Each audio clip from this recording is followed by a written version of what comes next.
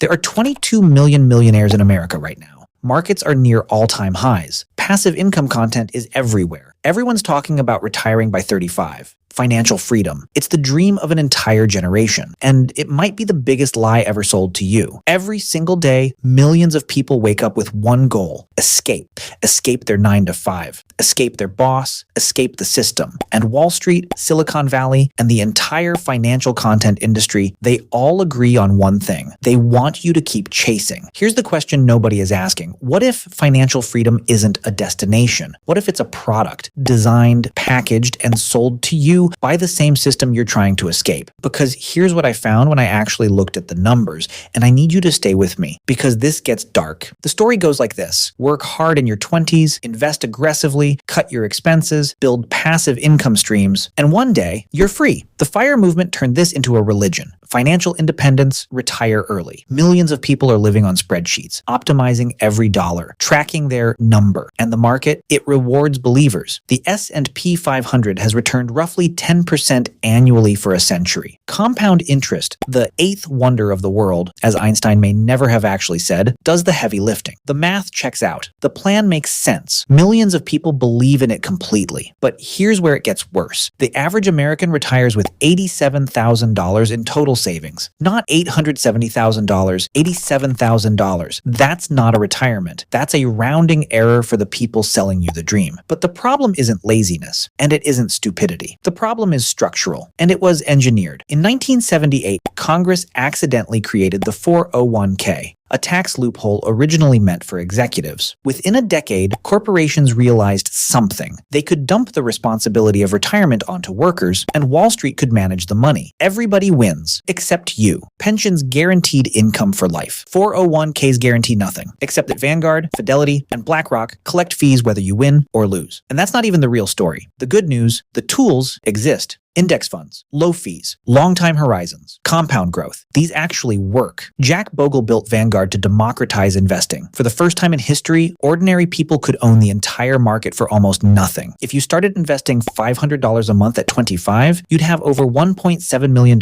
at 65. That's real. That's math. That's the promise. The bad news, the game is tilted before you even sit down. Wages, adjusted for inflation, have barely moved in 40 years. Meanwhile, housing is up 300%.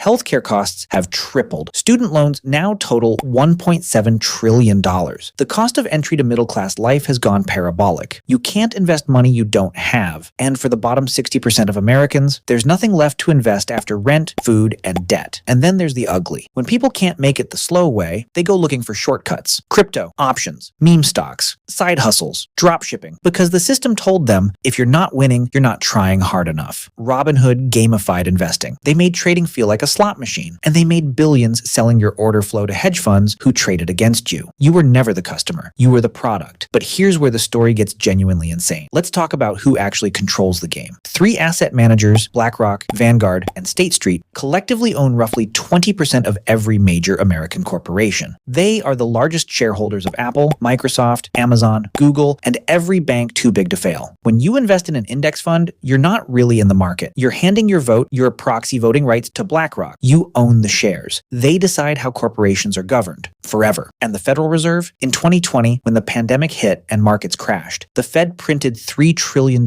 in 2 months. Asset prices recovered in 60 days. For people who owned assets, stocks, real estate, it was the greatest wealth transfer in history. For people who owned nothing, inflation hit. Their savings evaporated. Their rent went up 30%. Financial freedom for the few. Financial pressure for everyone else. And the system worked exactly as designed. Now here's the twist. The financial freedom industry is now worth $4 billion a year. Courses, coaching, books, seminars, masterminds. The people selling you freedom are free because they're selling freedom. Think about that. The most profitable version of financial freedom is selling the idea of financial freedom to people who don't have it yet. And I'm not saying it's all a scam. I'm saying the incentives are completely backwards. The platforms profit from your anxiety. The gurus profit from your hope. And Wall Street profits whether you win or lose. You're not escaping the system by participating in it, you're funding it. But here's the thing I can't get out of my head. Freedom has never been a number. It's not $1 million, it's not $5 million, it's not the 4% rule. Every time you get close close to the number moves. Because the goalposts aren't just moved by inflation or market conditions, they're moved by you, by comparison, by identity, by the terrifying question nobody wants to face. If I'm free, then what? Study after study shows that retired people who lose a sense of purpose experience faster cognitive decline.